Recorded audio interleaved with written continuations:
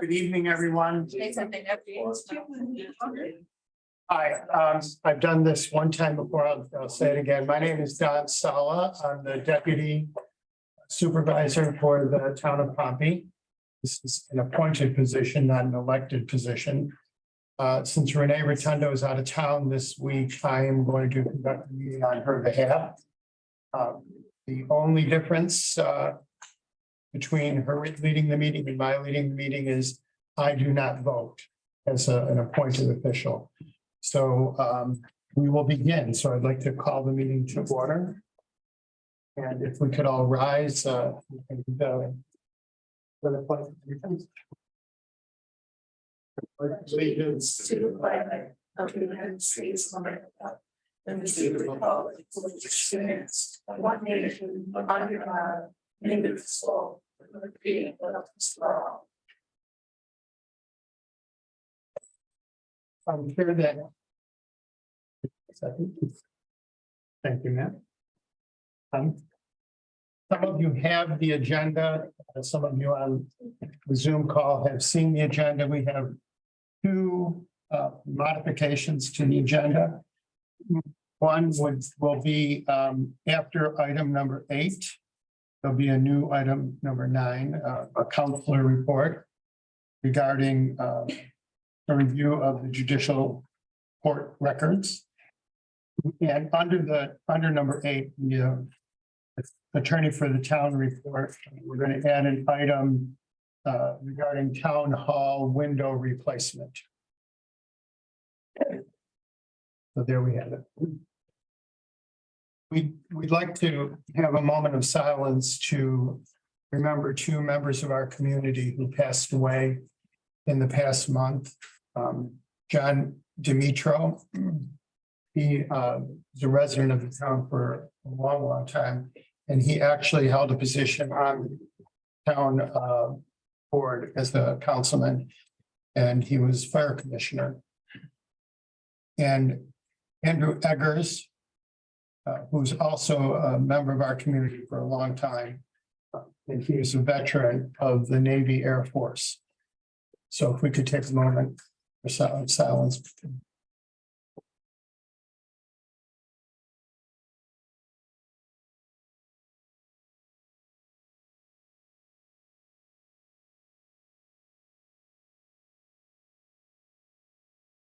Thank you. So we'll start right in with report from our. Okay, I believe everybody has the supervisor's report and bank reconciliations. Very quiet month. Not a whole lot was brought in terms of revenue. In terms of ARPA money, nothing has changed there. We still have $683,000 of ARPA funds sitting in reserve. We're in the process of determining how those funds are to be spent. Some deadlines, not too distant future that we have to meet. So we're working on that. In terms of reserves, there's currently almost $2.9 million sitting in the NICLAS account. We earned about $10,500 in interest on that this month. Outside of that, everything's looking good. Good progress versus budget. There's no concerns at this time. We're going to keep monitoring that. I would expect in the next few months we'll have to keep a closer eye against budget and make some transfers if necessary. Speaking of which, I do have one modification to present tonight. We're going to request that $8,000 be transferred from the highway 5142.1 account, which is snow removal personnel services, and transfer that to DA 5110.1, which is general repairs personnel service. That's excess funds that were personnel funds that were unspent, and this will help pay for personnel temporary summertime help. I'll make a motion that we approve that transfer. I'll second it. Is there any discussion? Hearing none, all in favor? Aye. Any opposed? Yes. That's all I have for tonight. I'll make a motion that we accept the May 2023 supervisor's report. I'll second it. Is there any discussion on that? Okay, all in favor? Aye. Opposed?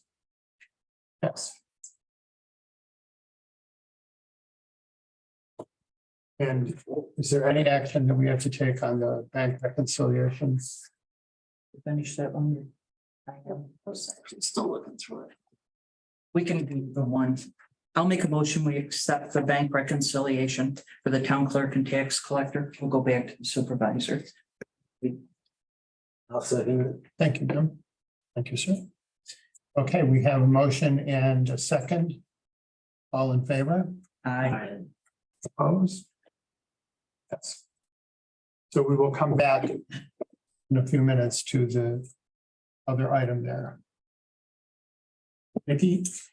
I'm looking for board acceptance of the May 9th regular meeting minutes draft. Make a motion to accept the minutes of the May 9th meeting. Jay? I'll second it. All in favor? Aye. Opposed? Serving very well. And the vouchers have been reviewed. Looking for a motion for the payment of bills. Make a motion. We approve the payment of the bills. Second it. Thank you. Moved and seconded. All in favor? Aye. Opposed?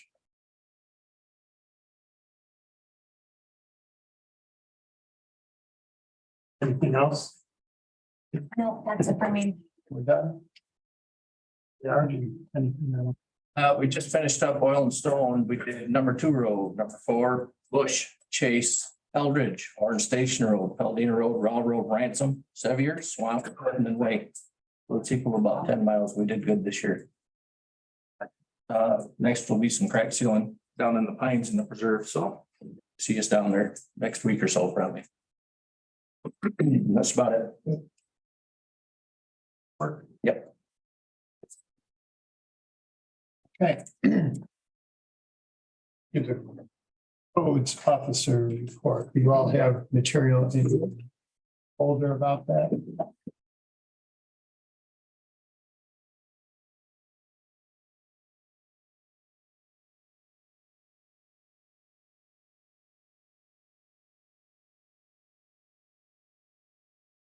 Are there any comments or? Give me a motion to accept this. I'll make a motion to accept the code officer's report. Oh, do you have a question? Nope. Okay, are there any questions or comments? All in favor? Aye. Any opposed?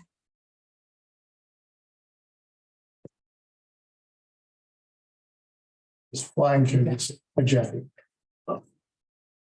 How with that? We can approve this now if you want to. Okay. We're certainly back here. Yeah, make a motion to approve the reconciliation of the supervisor's bank statement. I'll second it. So we have that motion. You all had a chance to review it. Any comments or questions? All in favor? Aye. Any opposed?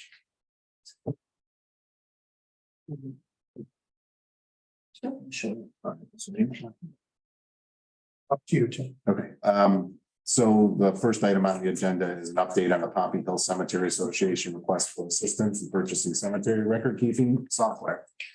Frankly, I don't have much of an update. I think that it's really now a board decision as to what the board wants to do. I believe that the statute allows assistance to cemetery associations. It's statutorily provided for in town law. Satisfied that this would be an association under town law. My understanding is though that this might not be the only request, and the board is really gonna have to think about opening up that door. And I wait for direction, frankly, from the board as to how it wants to move forward with this. It's It's really not something that was budgeted for this year. No. Yeah, so it would probably be part of a budget process, I would assume, that would be something you would consider during summer and the fall as you're putting the budget together. Yeah, I mean, I've had, I've definitely had several comments that there's quite a few cemeteries in the town, Yes. and if you're gonna do for one, you really have to be willing to do for all or more of them, and it's meet the requirements, so it definitely is opening a pretty good can, so it might be wise to support it with volunteering and fundraising and others, or discuss it when it comes budget time, if that's really what we think we want to do, but we have to be prepared that they may happen to be helping other cemeteries as well. What is the request? How much? $1,300. Yeah, I think it's less than. It's $1,300 and $500 a year, and they said they would take care of the 500. So they're not really purchasing the software, they're just, Licensing it. they're licensing it. Correct. Right. And I heard just this weekend that there are 20-some cemeteries in the town. I didn't know it was that many, And but I'm not, I don't know the compatibility of the software for one cemetery versus another cemetery, and those are all kind of things that should be thought through to see whether or not because it's a subscription, everybody's gonna have to pay for something, but the upfront cost of $1,300, if that can be if it can manage more than just one at a time, I just don't know the answer to those questions. From a legal standpoint, I think we could support cemeteries through town funds.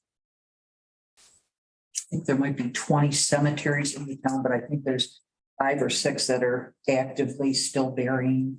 Because I think you guys take care of mowing of some of the old ones, but I think there's like 5 or 6 that are still. I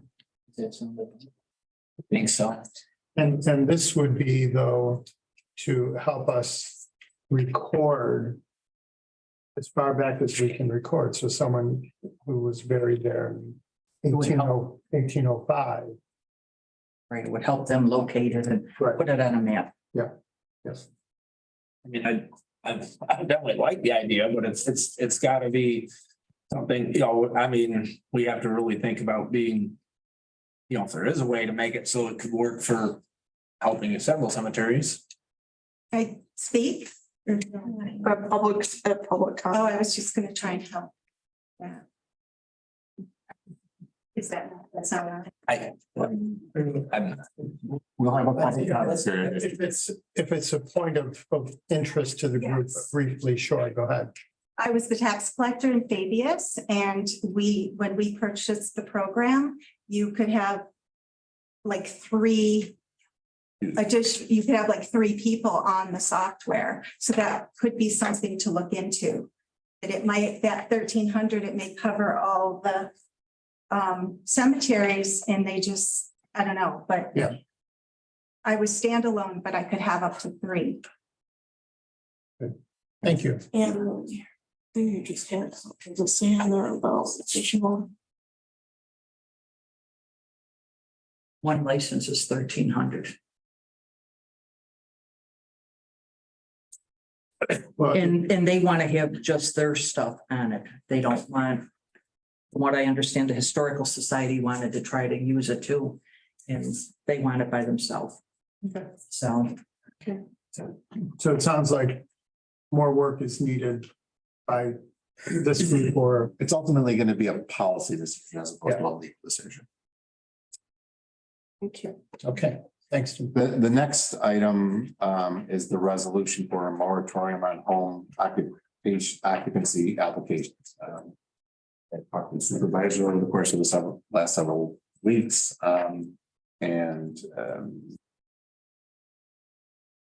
There seemed to be a need to at least put a pause on home occupation applications.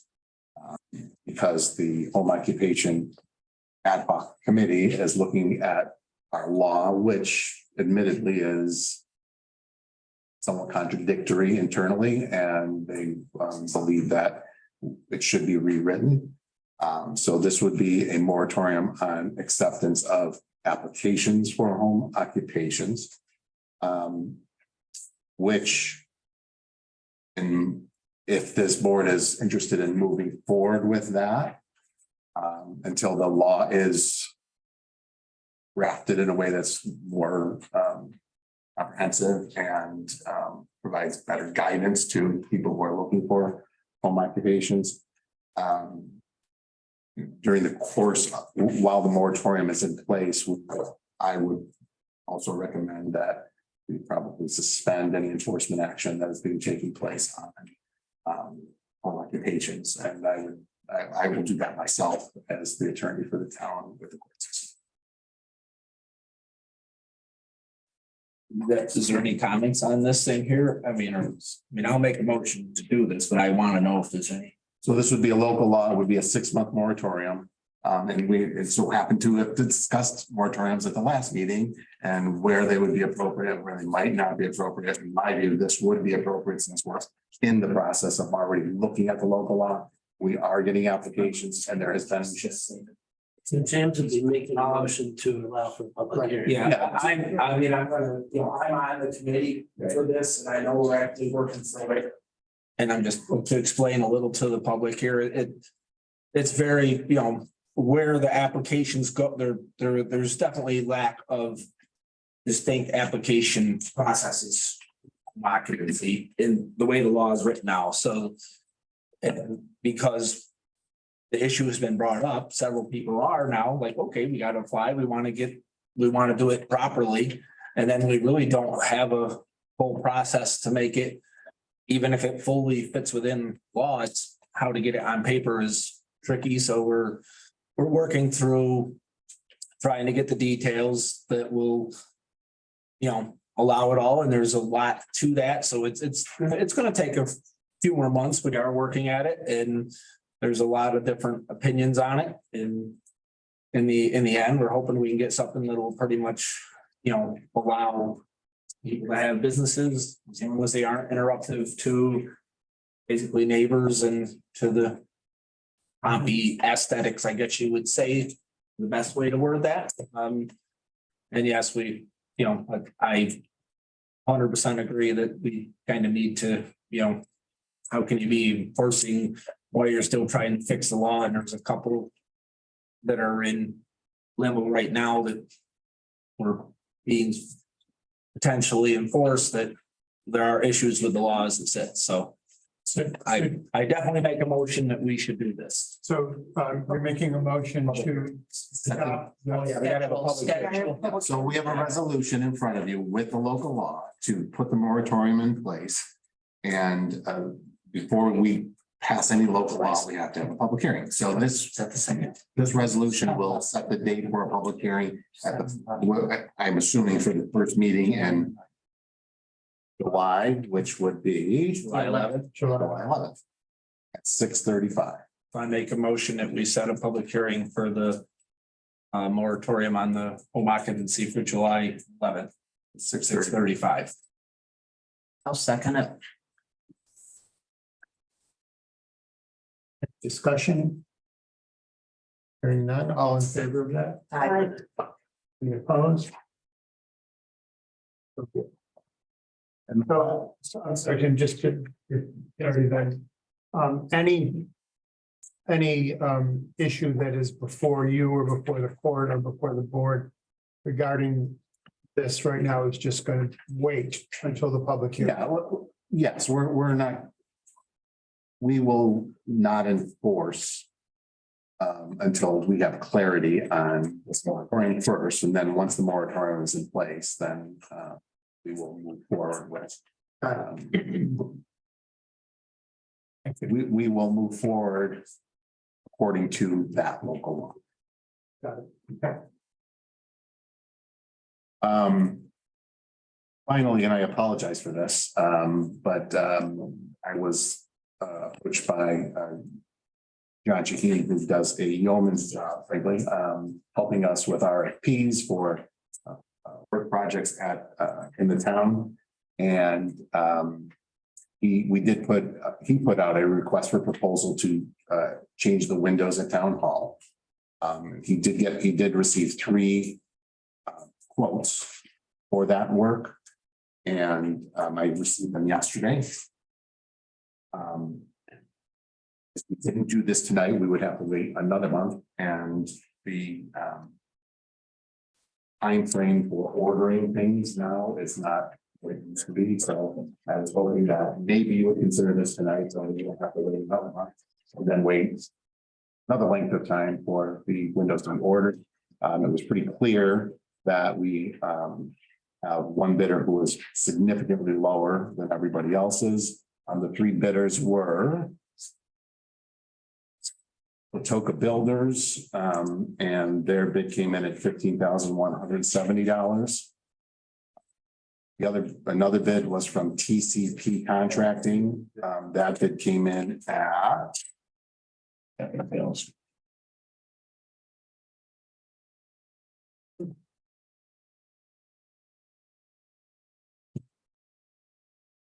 We all have this. Oh, $12,900, I'm sorry. And then the last one is from JW Construction. That bid came in at $4,359.08. So I think that John is here tonight, so if you have any questions for him, but he has spoken with the contractors. And John believes that all of them are responsible bidders. He's recommending the JWM Construction at $4,369.80. John, they bid on the same kind of windows, because there's, Yeah, we specified Anderson 400 series windows. that's a huge difference. Very huge difference. I mean, I think part of it is low intense on reusing the majority of the siding. And I know at least one of the other quotes, they planned on just ripping all the old siding off and replacing it in kind. So that's a big chunk right there. But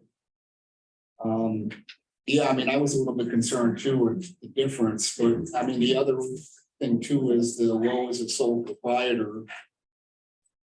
The other 2 companies aren't, so they're paying more as far as wages go. But I was comfortable that he understands the scope of the work. Came here and looked at it. So. And he came with contractor with a lot of English and English. That's where I got his name originally. So How many windows, John? Is there 3? Is that? replacing 3 windows and on the 4th one, fixing the interior trim, which was not installed correctly the last time that window was replaced. The cost of the windows are included in the bid.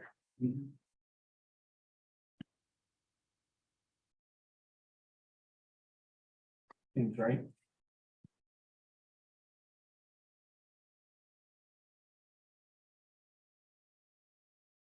Sales 400 series windows.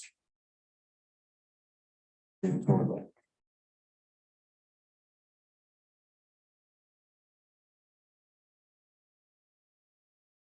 Are those windows that are being replaced? Are the windows, John? Which ones are being replaced? 2 in Nikki's office and. So the other 2 are in the assessor's office, one to be replaced and the other one to be fixed. The interior. Thank you.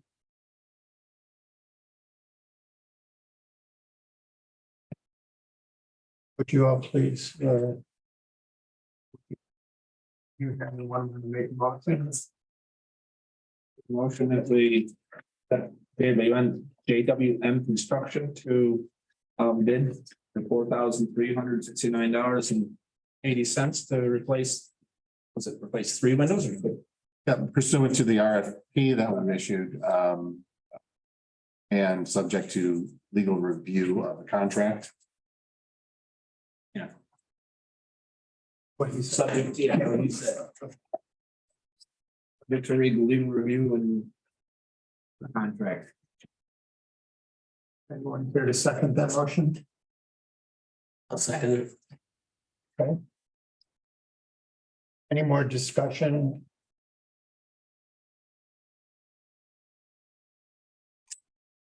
Okay. All right. All in favor of that motion? Any opposed? Yes. Yeah.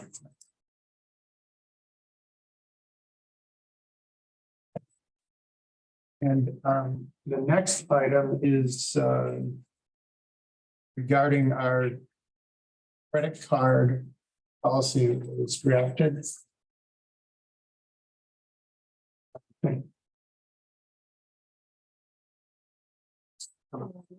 So we've kind of looked over the policy that Renee had started putting together and we were supposed to put our own input into it. Do you want me to read the whole thing? Just the blanks, I think, where she's got. I think we agreed on everything except for two put those blanks. So the town currently doesn't have a credit card agenda, yes. Yeah, but town doesn't currently have a credit card, so we're trying to develop a credit card policy.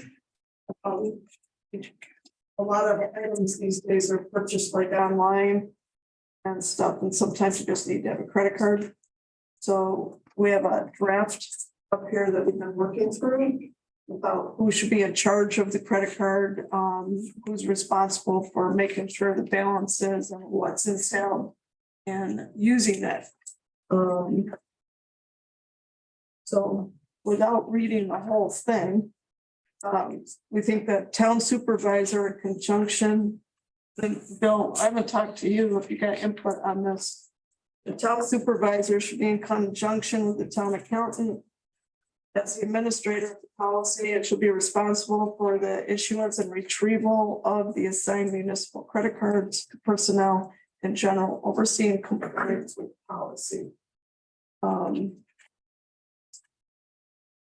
Well, reading on that. Okay. And then under responsibilities, the person with the municipal credit card must submit a purchase order, original receipts, documentation detailing goods or services, and the purchase cost, date of purchase, and official business explanation. We don't utilize purchase orders here, so they can be struck from that.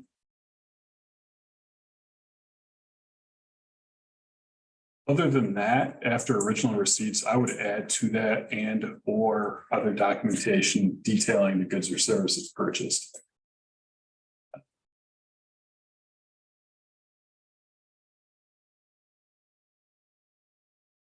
And or documentation.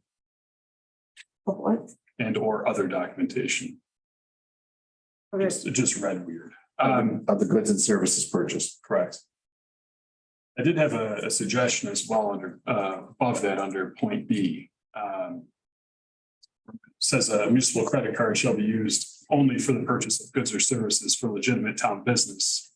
I wanted to add to that. And only for purchases where there is no other reasonable or convenient form of payment. I That makes agree. sense. Yeah, I Where like was, that too. where was it? B, might be one above one. you would say. Okay.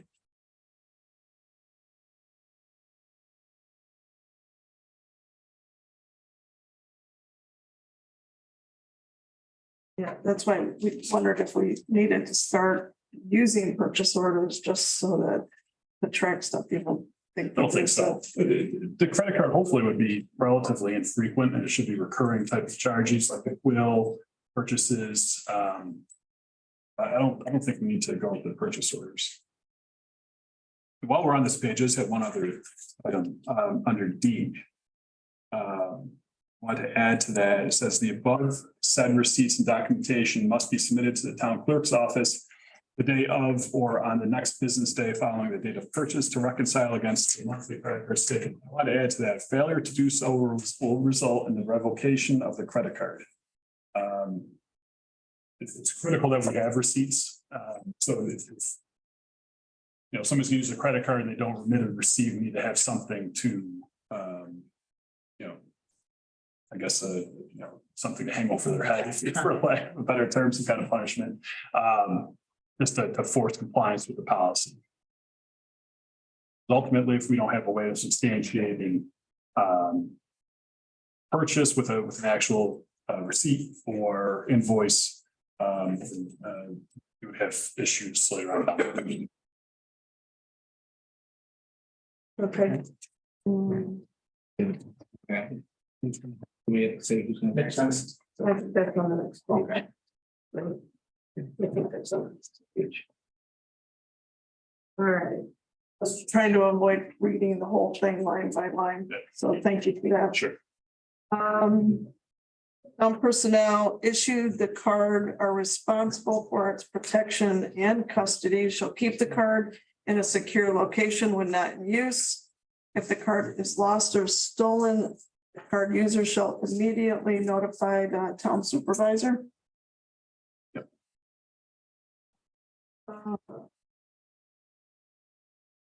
That says how they have to bring the card in upon termination of employment.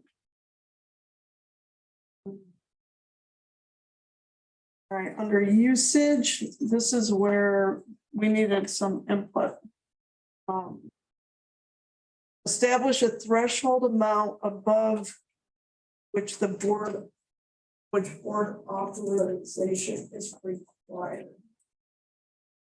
You guys feel we thought maybe $1,000 on that? Anything over 1,000 should be authorized prior to. And it just. If they benchmark many other towns. Thousand seems reasonable. And tried getting some information from some other clerks, but we haven't gotten any response. 5,000 sounded, Sounds it's not gonna be used that often. That would be, somebody can, authorized person can use it without town board. Still kind of got it. That's good on their policy. Up to $1,000. Yes. $10,000 day rate. Yeah, It makes sense as long as that gets on the abstract and ultimately the town board ratifies that decision. I guess I'm wondering if that whole section, part C is even required, if the credit card statement, if all this documentation is going to the board for review and approval. Do we need to have a set limit for a purchase with a credit card over a certain dollar amount? but I think this was for pre-approval, so they just don't go and spend $5,000 on the card without. Well, wouldn't the Yes. department supervisor already have spending authority up to a certain, you know, under The only one that budget? does is the highway superintendent. He's got 8,000 without. Right. Which is statutory. You can have up to, I didn't know it was 8,000, but you can have up to a certain amount. I still gotta abide by the procurement policy. If I was gonna spend 8,000. So for me, that $1,000 is not gonna go far. If I need to use the card, We didn't know if we should change it, have two separate. which isn't a bad idea either, actually. You So I'm never not use sure, yours. VR, what you I would, use mine, You use yours. yes. I wasn't sure what you use a credit card for, so we were kind of guessing at. Well, for an example, I bought a bucket for our skid steer because the old one rusted out.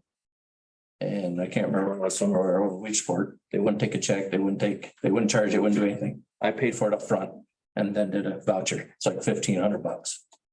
So you would need a higher limit. I would, yeah. Well, you can. But this just says without pre-approval. I mean, Right, but that's what he's talking about. If he was at an auction and had a chance to get something. Yes. That's kind of what Of you're, that nature, yeah. you know, Yep.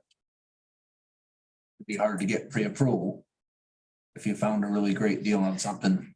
yeah, because Right. that Well, yeah, question, but- and then there's one below about, the total charges can't exceed a certain dollar amount in a billing cycle. I had no idea where to go with that. Yeah, that's Because a tough that's, question.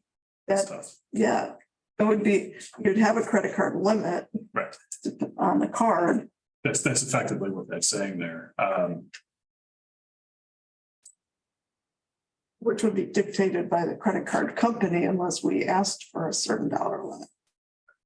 And you can't really set, you can't set different limits for different. Oh, you certainly can, yeah. Well, you can. Yeah, sure, absolutely. So that's the way to fix that, is to give him the amount that he would normally have access usable without prior authorization.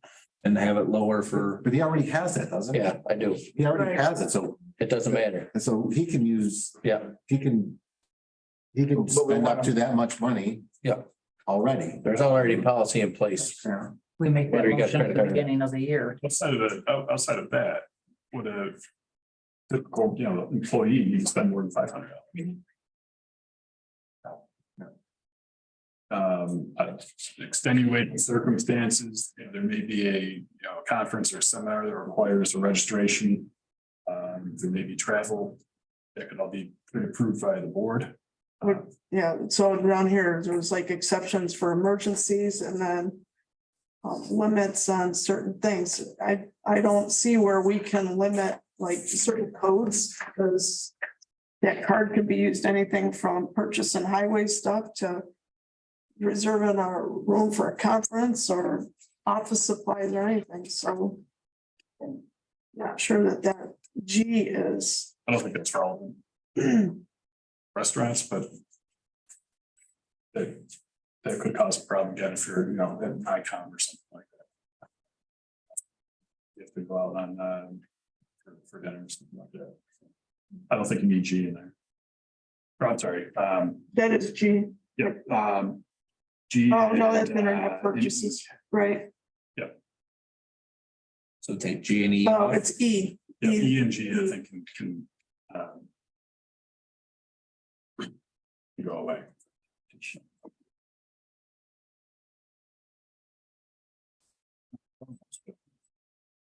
Yeah, she just wants to fill in the blanks, but, Is it senseless to put in $1,000 limit if he's, I mean, or is that, it just doesn't really matter if we put, or is that? Everybody put him, or how do, that seems like we're kind of, maybe that's just too vague. or leave it right off, or. Or whatever. Let's think about what we're talking about, okay? Today, This is about credit. card. right, and a VR can make a purchase up to $8,000 with a check from the town with whatever. And, or if he uses his own credit card, which I wouldn't advise, but he apparently is doing it. The only thing this would do is give him the ability to use the town's credit card to make that purchase. So you can say the highway superintendent's limit is $8,000. Everybody else's is $1,000 or $500. And back to the point, only using the card if we don't have another avenue where they can invoice us. Pay. Yeah. All right, so I think that makes it, if we put that in there like that. Yep.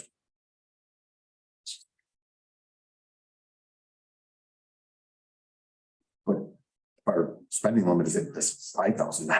Right. So that's what I said, and if you got two people, I don't know. and if you got two people using the card and they're not talking to each other. Yeah, you're gonna go over your Right, limit.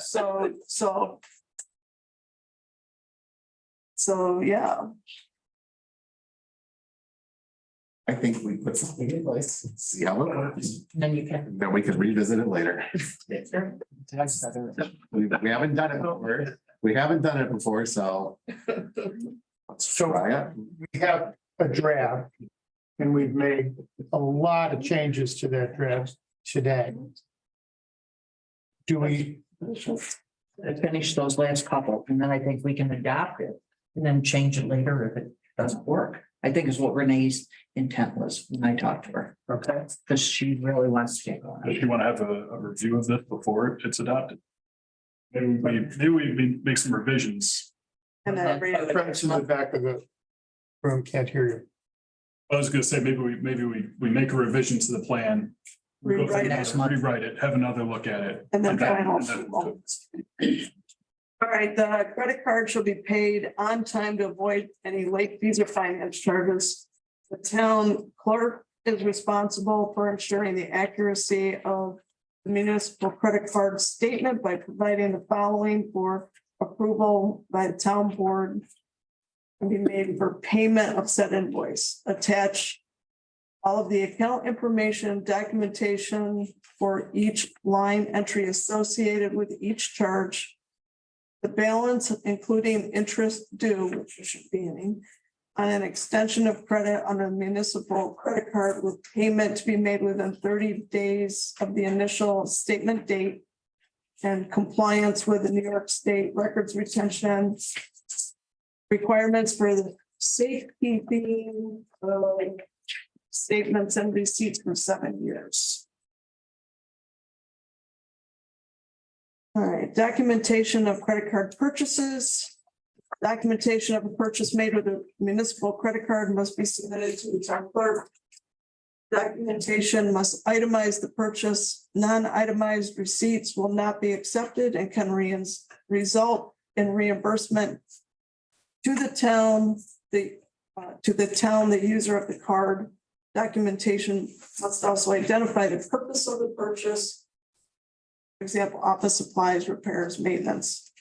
And the town clerk should be responsible for reconciling the credit card statement with the itemized receipts and determining which budget lines the expenses are to be charged. That's the end of it. Did I understand you correctly? What we'll do now is blend all these comments and suggestions in, well, the final document that can be reviewed again next month. And approved, yeah. Yeah, there was just a lot to. And if I understand correctly, the thinking is, at least to start, there'd only be 2 credit cards. One for the highway superintendent and one for the town clerk. Okay.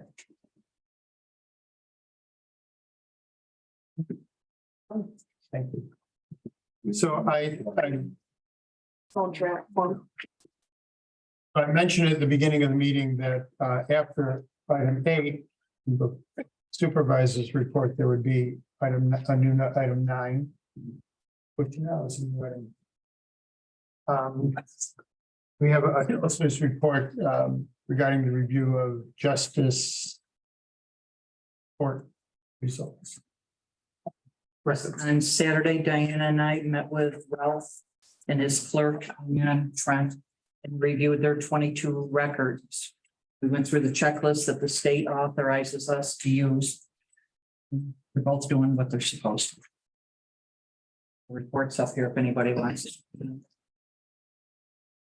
Right from the state controller's website. Okay. Do we have to accept those or is? Yes. Because they has to get sent into the court that they were reviewed. So we need a motion to accept the, Yes. I'll make a motion that we accept the audit of the justice records. I'll second it. Yes. All in favor of that? Aye. Opposed? No? Done.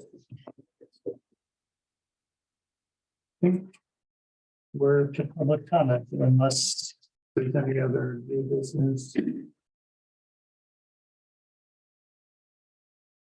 Okay. And do you have the I list? do, I have a list. We keep 3 or 5 months, I can't remember. Five.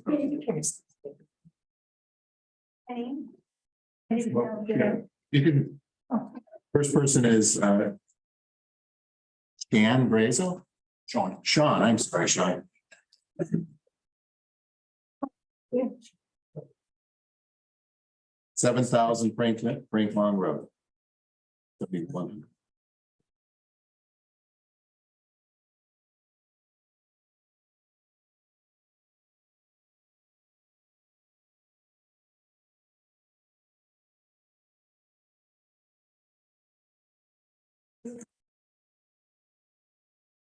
Board. My name is Sean Brazo. I'm with Seaboard Solar, we're the company acquiring 7,000 Franklin Lloyd Road for the proposed solar farm. Just wanted to take a few minutes of time, don't worry, just to make a few comments relevant to prior meetings that we've attended and comments that we've received. And forgive me, I've got an allergy in my, it's affecting my voice. At the last meeting, we said that we wanted to skip having an agenda item for this meeting so that we would have time to potentially contact abutters and other interested parties in the town regarding their concerns about the solar farm. I wanted the board to know that we reached out to 92 different neighbors with registered letters requesting time to speak with them to address any of their concerns. We included a sheet, what we call kind of fact versus fiction, regarding a number of comments that have been made at various meetings that we provided to those individuals. To date, we've had 8 of those cards returned as bad addresses. We had 5 where people wrote where it was written by the post office that they refused to sign. So they've decided that they don't want to accept anything from us. About half the cards have come back. So about half of those, the remaining 92 actually received this document. And out of all of those, I've had 1 response. And I'm following up with that individual who's interested in engaging in a conversation. The fact versus fiction sheet addresses really everything that has been brought up at the various meetings. There are a lot of misconceptions about solar. We tried to be very factual, cited third-party references where we can. The only thing that wasn't mentioned in that is concerns about the bond and our financial viability moving forward for the decommissioning. And I wanted to reiterate to the board, to the townspeople, that it's a cash bond. So there's no issue. If we went bankrupt the day after it was started, there's a cash bond adequate to handle the decommissioning and deconstruction of that.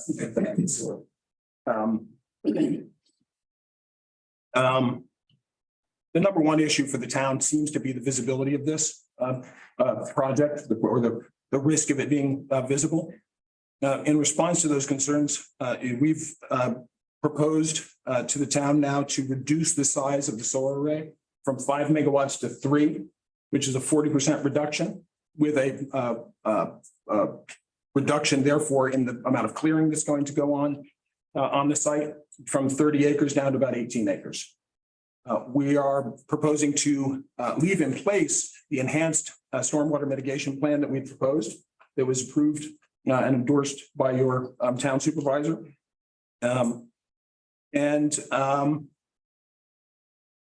That puts the solar array something like 1,000 feet back from the edge of Frank Long Road. It's going to be down in that gully. And we believe that it's going to be invisible from the road for sure, and from the abutting neighbors.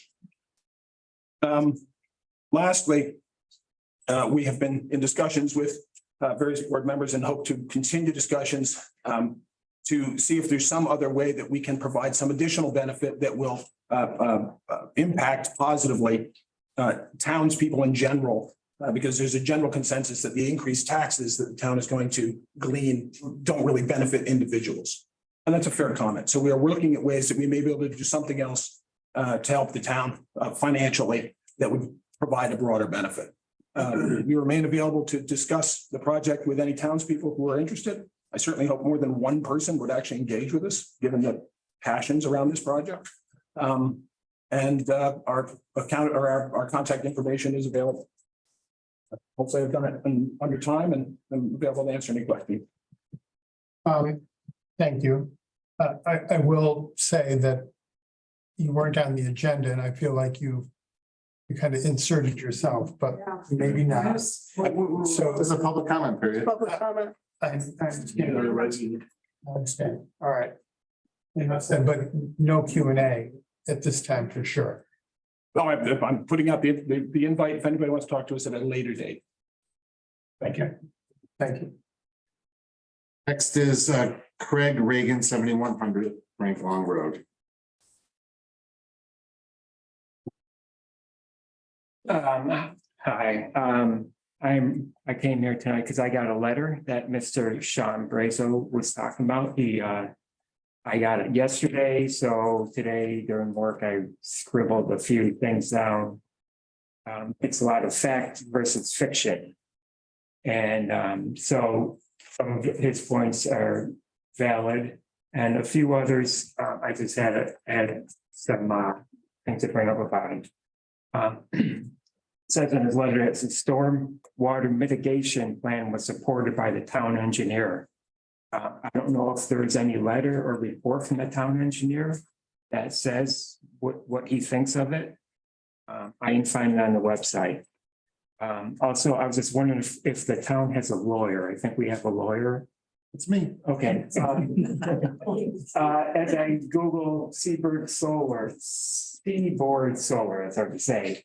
A lot of responses come up that say Seaboard Solar lawsuits. And then it's like Seaboard Solar versus AMP Solar, Agaletis Energy versus Seaboard Solar, City Corporation versus, and it goes on and on. I'm not a lawyer. I tried to get into them, but you need like special access to some of these sites. And I was wondering if the town lawyer could look over some of these lawsuits and see if there's anything there that we should be concerned about. I don't really know that much about it, and the language isn't. I'm not capable of understanding language. In the letter also, he makes a reference to the utility infrastructure. And all they really have to do is just get it to the road, as from what I understand. But if you look at Franklin Road, all the poles, the infrastructure, most of them are sitting in the culvert. And when it rains, these same poles that are going to be carrying all this power are in 8 to 10 inches of water pooling up around these telephone poles. I don't know how that will be upgraded, or, will they move the poles into people's front yards? Will Seabird Solar have to get involved and upgrade that? But if you look at the poles, especially like the next couple of days when we get a rainstorm, you'll see the poles sitting in water, and that doesn't seem very, very safe. If the town, this doesn't have to do with the letter, but this was something I was thinking about. If the town is supporting low emissions with the solar panels, maybe they shouldn't stop there. There's other things like a tractor pull in the center of town that emits a lot of CO2. People have wood boilers, some people have lawns that are over like 20 acres that they mow every year. Every week with a lawnmower, and how good is that for the CO2 emissions? So there's other things they can look at too, instead of just relying on a solar farm to make Pompey look good. One of the things that Seaboard Solar does is they offer 5% discount to its customers. I found other solar companies like NextAmp, they offer 10% discount to customers. I don't know why Seaboard only offers 5%. It doesn't seem like it's worth it if it's just they're giving 5% off of a power bill. Although it could be a lot for a large place, but 5% doesn't get many people running. They say most of the panels won't be seen from people in their homes, but I go outside and I walk around. I don't just sit in my home, so we'll see it when I'm out walking around or taking a hike. And they also talk about the average, or they talk about the home value only going down 1.5% in the letter. But I think that's an average, because there's some people like the person up on the log cabin at the top of the hill, he's going to have an inverter and transformer right next to his house, because that's the only way they can get out of get the power out to the road is next to his house. And so some people be severely affected by it and others not so much. So that's an average. Also, George and Anita, they own the land. They also own more land. I think there's going to be a lot of disruption with construction.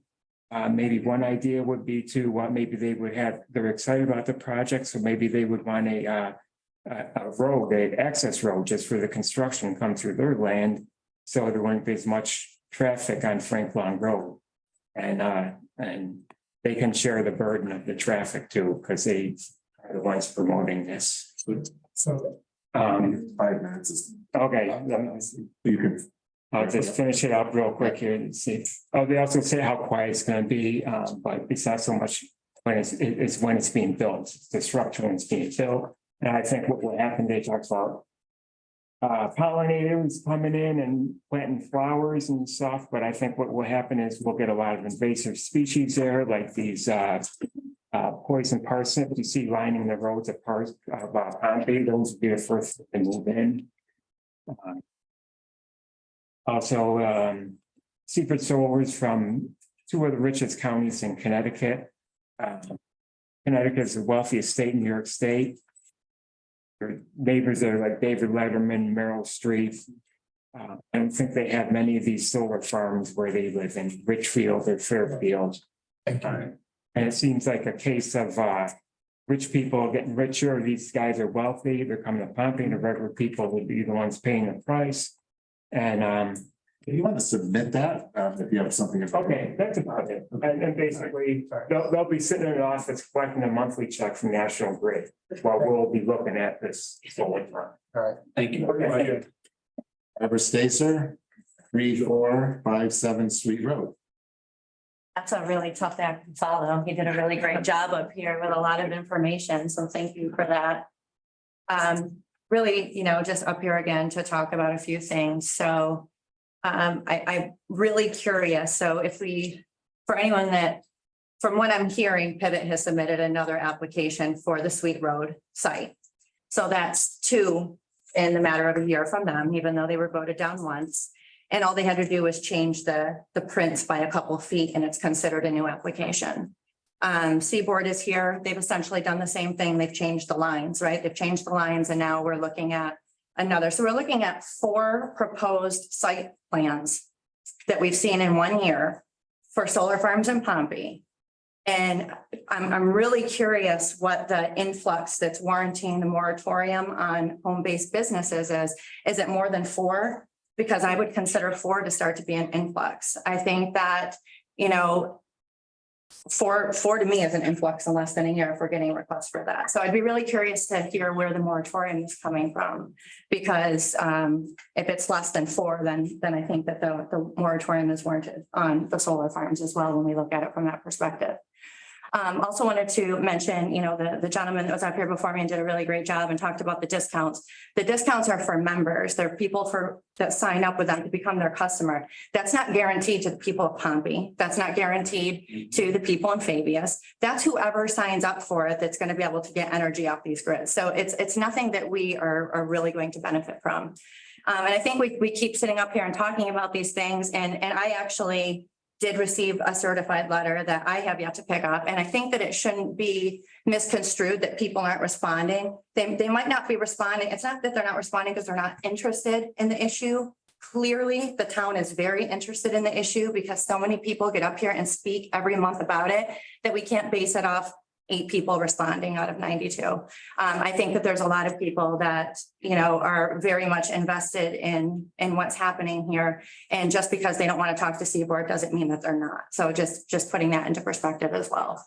But all in all, I'm still not seeing the ROI. I'm hearing no promises of, we're going to find something to do. Are we going to get another $2,000 scholarship or $1,000 scholarship? I mean, that's still, from an ROI perspective, I'm just not seeing how this pans out. And when you add in all of the controversy that's surrounded with this, and if we open up and, we were talking about things earlier, like we still don't have things vetted. Okay, great. There's a cash bond. What does that mean? What does that look like with inflation? What does that look like in 25 years?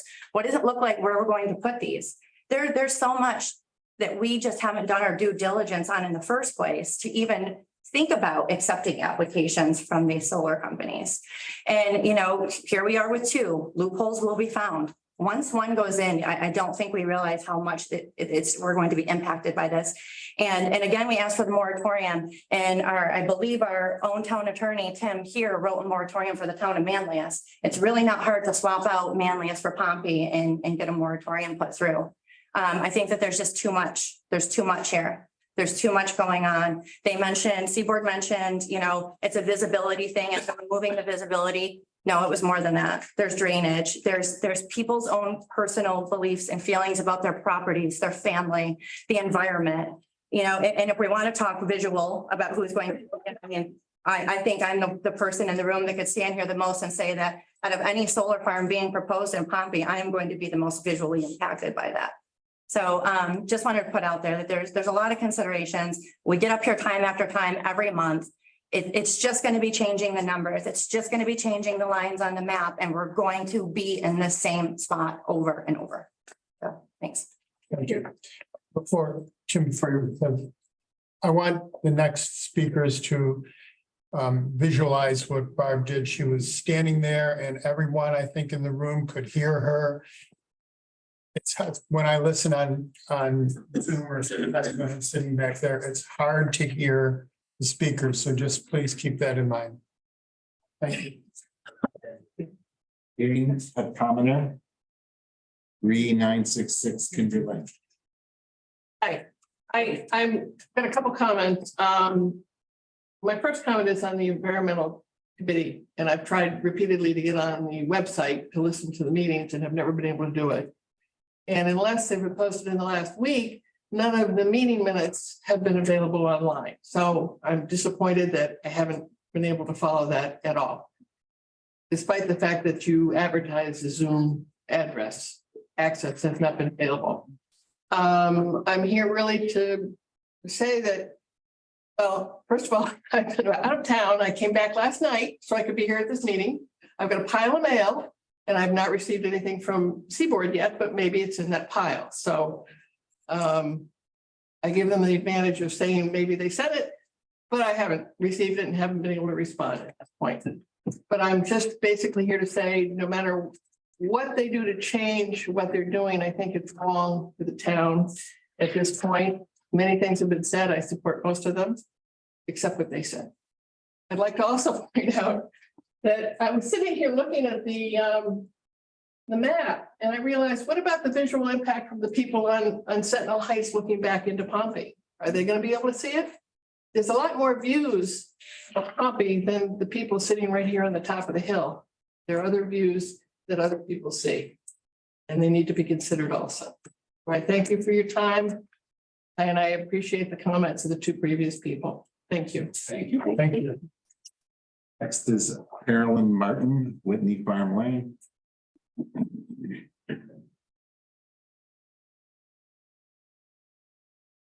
Well, this is my first time up here. So I have a different philosophy than I think everyone else who has already spoken. And what they have said is accurate and true. And by the way, I did not receive a letter.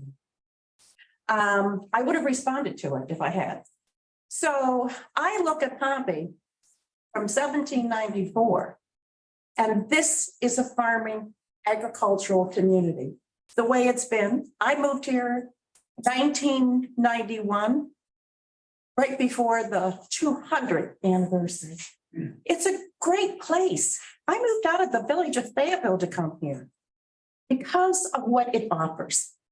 And what is going to happen is where it is at this point in its history will be different.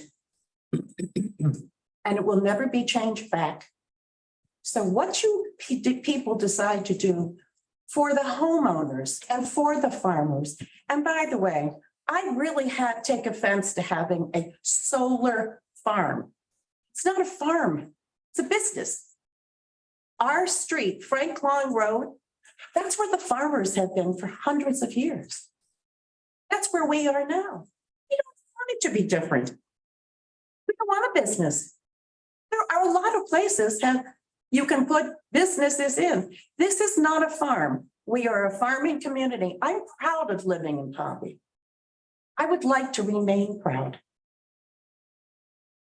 And thank you to the prior people who spoke, because you have so much more detail than I do.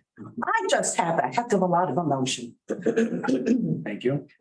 Thank you. Next is Richard Margino, 3413 Hannaberry Road. How you doing today, everybody? Good. Yeah, so I want to definitely thank the last four people that spoke. I think they all give a great visualization what's really going on here. You know, I'm a working class blue collar guy. I worked really hard for the last 10, 15 years to get where I am today. I live in my beautiful home, to raise my family there. And just the thought that 100,000 solar panels are going to be built so close to my home, real scary thought. And, you know, I went around talking to all my neighbors on Henneberry, Pratt Falls, Sweet Road, 91, all the way south to Ridge, Oregon Golf, Pompey Center, Pompey Hollow, 20. And the one thing everybody has in common, all different people from all walks of life. We got some corporate CEOs, some farmers, some union electricians, construction workers, all people from all walks of life. Is number one issue, I would say probably 95% of people have, is they don't want solar in this town. It's different than other towns. This is the most beautiful town in Onondaga County, probably all of upstate New York. And we all work hard to live where we live.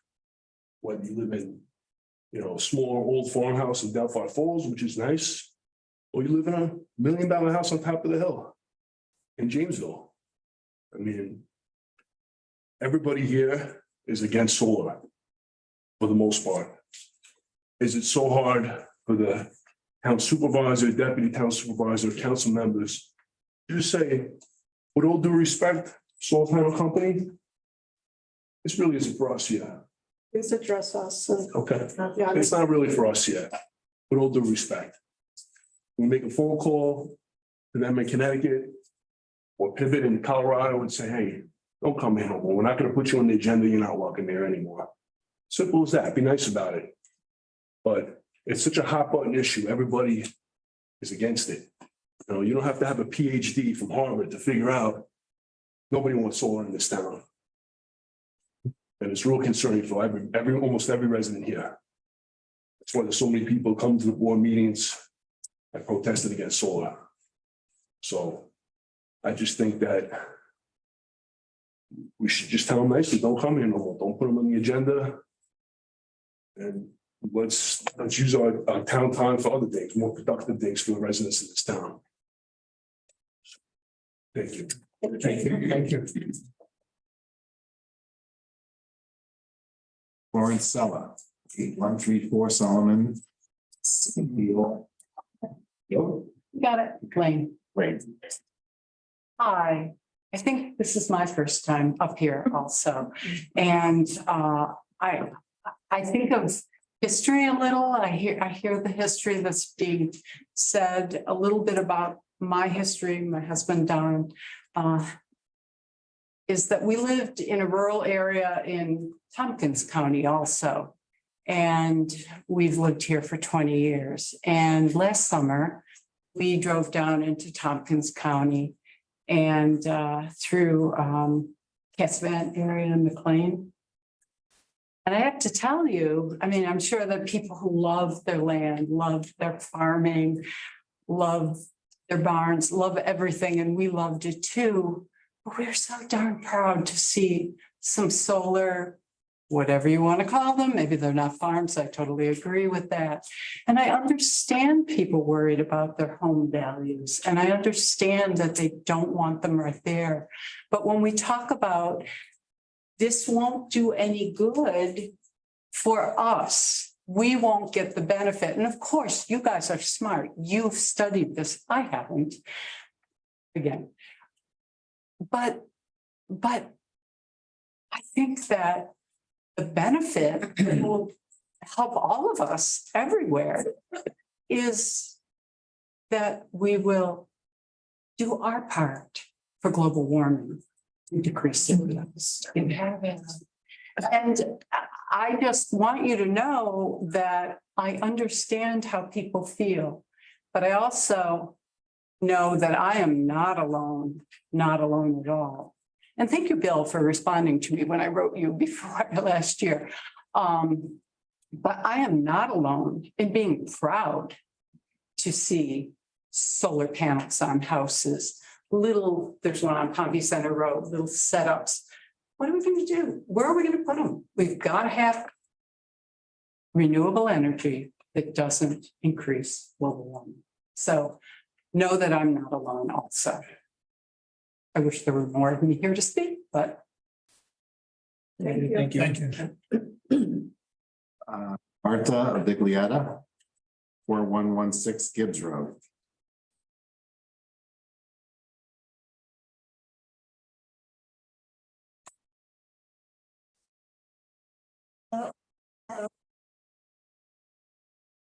I love Pompey too. I think that central New York often feels like a little oasis. Protected from natural disasters and climate extremes. You know, every once in a while, one of those polar vortexes, but we're used to that. But last week's smoky skies brought it home to me in a really visceral way, smelling and feeling and tasting the changes that are happening in our climate. That was smoke from Canadian wildfires. And wildfires are more and more common because of drought conditions and weather instability caused by climate change. The burning of fossil fuels has polluted our atmosphere by filling it with more heat trapping carbon dioxide than humans have ever experienced in our entire evolution, according to atmospheric scientists. The noxious air quality we had last week is a rarity for us, but it is increasingly common elsewhere. The whole world shares this problem. The solution is we need to phase out greenhouse gases that trap the heat, which means we need to phase out the burning of fossil fuels. New York State has been making some progress on that this session. They've passed 2 bills in the legislature in New York State. And one is an all-electric building act that will phase out new construction construction of new buildings with fossil fuel hookups. And that's going to happen this decade. And the other one is the Build Public Renewables Act. And that means that all state-owned property will be on renewable energy by 2030. These changes are happening. They have to happen. We have to have less fossil fuel burning. We have to address climate change. Because of this legislation and other things that are happening, we're going to need more renewable energy. Central New York, all of New York, but Central New York has hydro, and thank God for that. And we've got nuclear, and some people say thank God, and other people say, oh God, but it's giving us a lot of power right now, and we need it. We have wind, solar. We rely too much on natural gas. We have to decrease our reliance on fossil fuels like the trapped gas. We can't do that with nukes. Probably we can't really add nukes. Nukes are really low carbon, but they're really high carbon and expensive to build. So new nuclear power isn't going to be coming anytime soon. So what we have to rely on is solar and wind. And, hydrogen and battery storage, those things will happen too. But what we can do right now is solar and wind. And it's needed, right now. Each of us can take steps. So climate change is such a huge problem. People feel like someone else needs to deal with it. It's too big to tackle. I agree with all that. It is too big to tackle. At the same time, we still have to tackle it. And we can each do things. We can do things individually to shrink our own carbon footprint. We can push our Congress people to make Congress do more on a national level, which we totally should. But we can also, as town residents, we can support well-crafted proposals for renewable energy. That's something that we can do. Thank you. Grenier, 2010 Cemetery Road.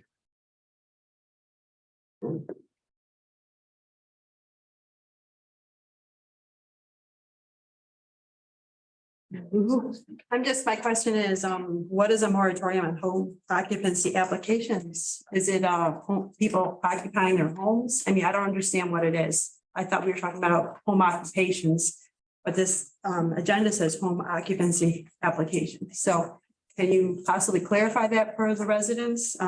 It's on this agenda. Is there going to be a presentation on it? How many applicants have there been for this home occupancy? I mean, I'm not really sure what it is. Can you clarify that for us, for the residents? And when will that happen? There's going to be a meeting hearing on it next month. I think we need more information on it So we know what's going on. Are we talking about people occupying homes or people, starting businesses in the homes? That's what I'd like to know. I didn't come prepared to discuss solar because it wasn't on the agenda either. But I did receive a certified letter that they spent $8.03 on to send to 92 residents. I did not respond because I think I've done my part coming to meetings and hearing it in a public manner. I didn't feel like I needed to respond to a Seaboard Solar. So obviously this room gets filled up every month, every time that it's on the agenda, even when it's not on the agenda. So the residents of this town are against it.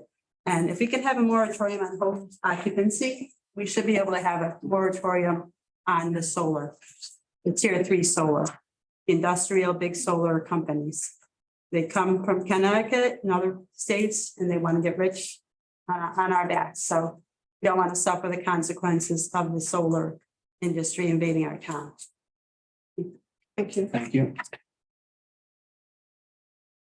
Matt Foot, 8336, number 2 Road East. 8356. I'm sorry. 8356. Yeah. Number 2 Road. Yeah. I haven't talked a lot about here before, so I just wanted to hear and say it myself. So I've been self-employed for 7 years, this being my 3rd location for home occupation. I've never had any complaints anywhere else. I have an Etsy business on farmhouse home decor. The Robinsons have complained about tractor trailers. There were 2 tractor trailers when I moved in, and my cardboard supplier used a different carrier than I'm used to. I asked for a short box truck. They sent a large truck, so I stopped receiving those shipments from them and I picked them up with my pickup truck instead. I haven't had a tractor trailer since. 3 days a week, UPS and USPS make pickups when they're already delivering on number 2 road. I moved my business out in March, but the 12 months before that, I brought in 6 box trucks for the supplies. So other than the 3 UPS and 3 USPS, I had 6 box trucks through the past 12 months. My business is in the corner of my pole barn. So, I've been talking about before, I have a basketball court in the front, and then you can see in this other side, there's the inventory. So the front is basketball court. They've also complained about my floodlights. I turn them on to let my dogs go out to the bathroom or we're outside. I don't think that's that big a deal for them being on for 15 minutes. I have video surveillance for the last 8 months, prove my claims. A considerable number of my neighbors didn't know we were running a business when we recently asked them. So as far as I know, I only have 1 complainant, and they lied to you saying that I have everyday pickups. It's 3 days a week, not 5, not 7, and I don't have tractor trailers. Like, that was an issue at the beginning of when I moved in due to, it was an error, but I resolved it. Just like how a farmer's cow went in my backyard, you tell him to fix his fence, you don't tell him to stop farming. They have their own home occupation, MDR Lawn Service. They're back and forth trailering. They have their UTVs and they're on the road regularly, going back and forth to each other's houses. So it's hypocritical to complain about 6 box trucks a year when they operate and cause traffic every day. We reached out to the town before we moved here, September 21, to receive approval for our business. And we did, from Bob Rodriguez, who was the current, who was at the time.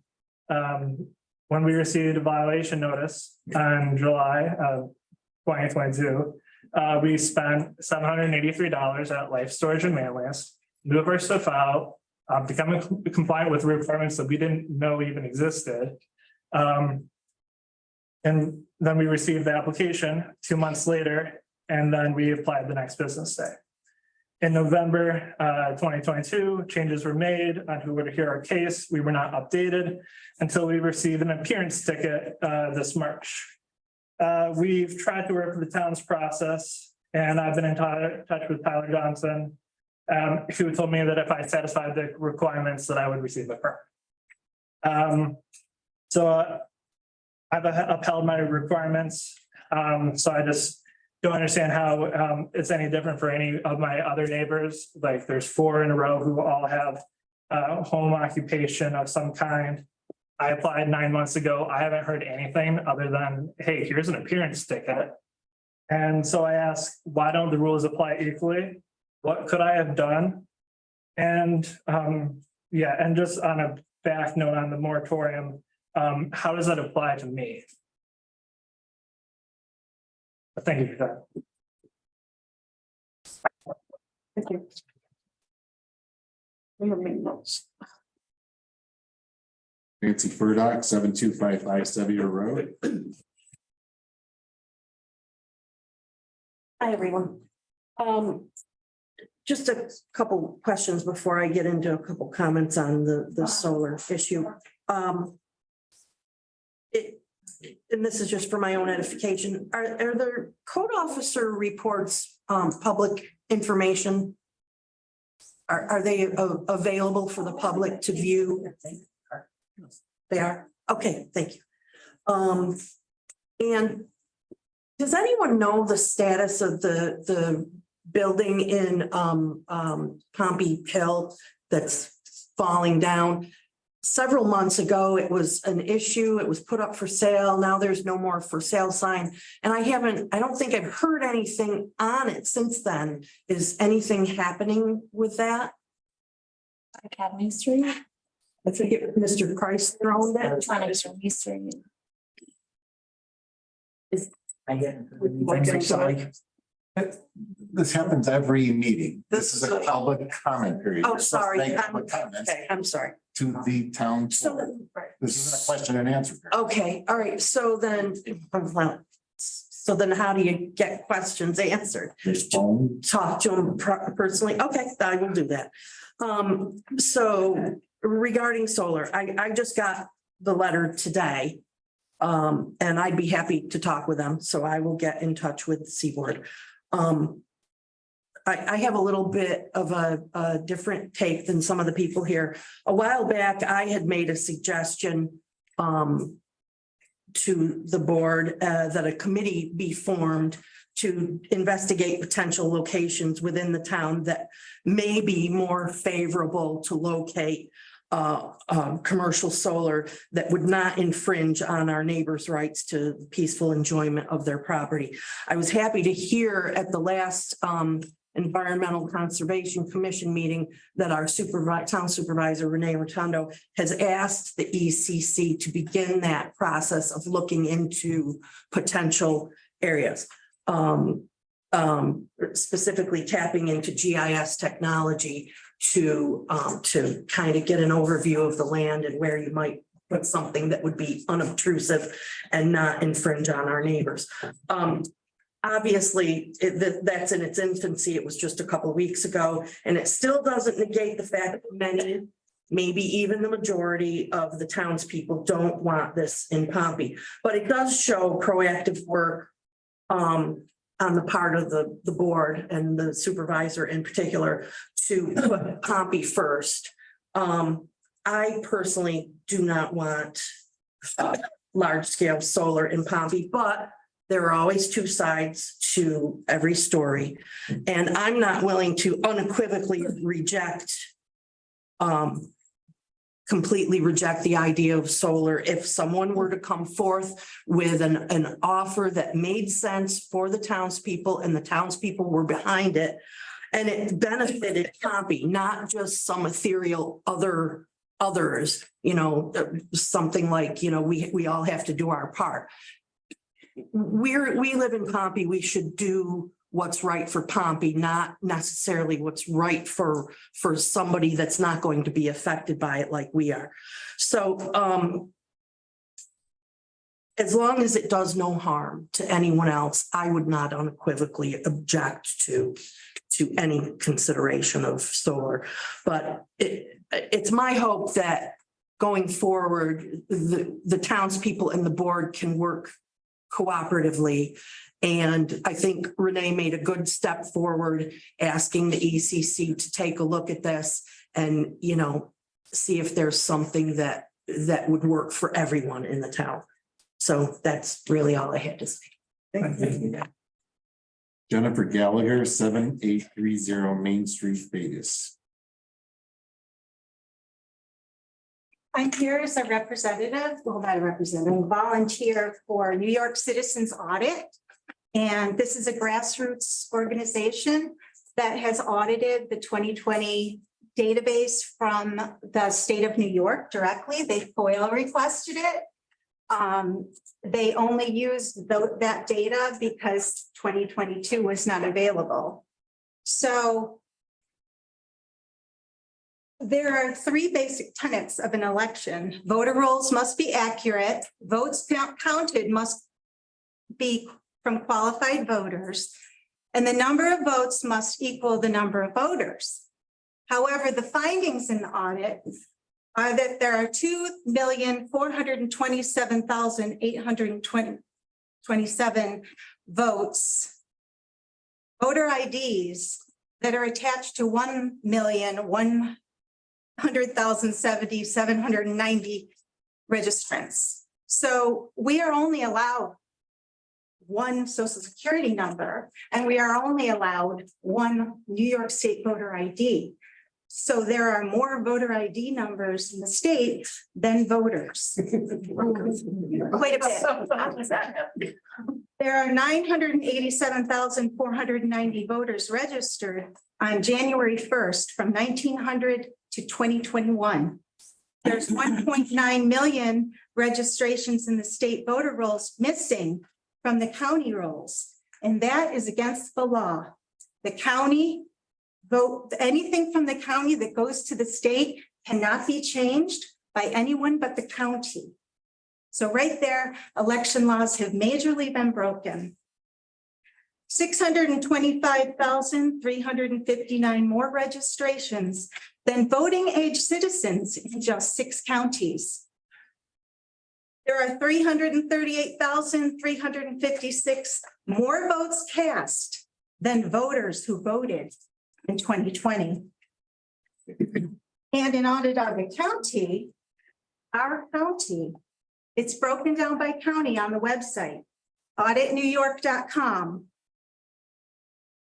Onondaga County voter rolls maintained by the New York State Board of Elections demonstrate that 1,399 voter discrepancy exists between the Onondaga County precinct vote tabulation count and the New York State Board of Elections. And a 1,668 voter discrepancy exists between the Onondaga County precinct vote tabulation count and the, I'm not going to go on. I've got packets for each of you. The algorithm that is in the database that was found and published in the Information Warfare Journal by a doctor who found this anomaly. So it's published, peer review, which means his peers proved what he found. The algorithm is very complex and extremely well hidden. The county can't see it. We don't know if the state can see it. The manipulation is illegal. Extensive unauthorized changes are being made. Implementing this was expensive. Data is forged and destroyed, and the law says New York State voter is completely untrustworthy. I have a resolution that we are asking towns to sign for an audit end of 2022, so that they can prove to us that this is wrong. Prove it. It's been proven that it's there.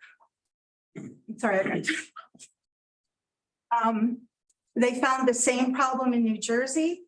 It looks like it's in Ohio, and they're working with PA so far. The resolution is here, and it's to ask them to audit it. so that we can not have this happen anymore. There's actually 4 algorithms. But the one that he was proven is called the spiral. Because it spirals and takes to the forged people. So just to getting off the New York State voter ID that each one of you has. Okay, wait, there's a man named Mr. M that they found. And Mr. M has 25 voter IDs from the state. And some of them are voting. They canvassed him and he doesn't exist. Your 5 minutes are up. Okay, so I'm gonna hand these out to you. And I have a few more of this, there was more to read here, if anyone would like them. And 14 towns have signed resolutions. I only have In Onondaga County. in the state. So far. Why don't you give them all to me? Carol Yeah. Porto, 737. 88. Nothing Central Road. Hello, everybody. I just gotta ask you, look, I'm not gonna ask you a question, but we're all talking, with the solar issue. Would you guys be surprised if the biggest fire happened in what year in America? The biggest fire, where it blazed through 3 million acres and claimed over 130 lives. What if I told you it was 1825? There were cars back then, guys. And we're hearing all the time, we have got to do away with fossil fuels. Okay, there's a big universe, right? You got China using fossil fuels. You got every nation, every country using fossil fuels. Guess what? In America, we're not going to, because Mother Earth is going to say, oh, they're clean. Don't go there. No, they're burning it over there. It's coming over here. And let me ask you something.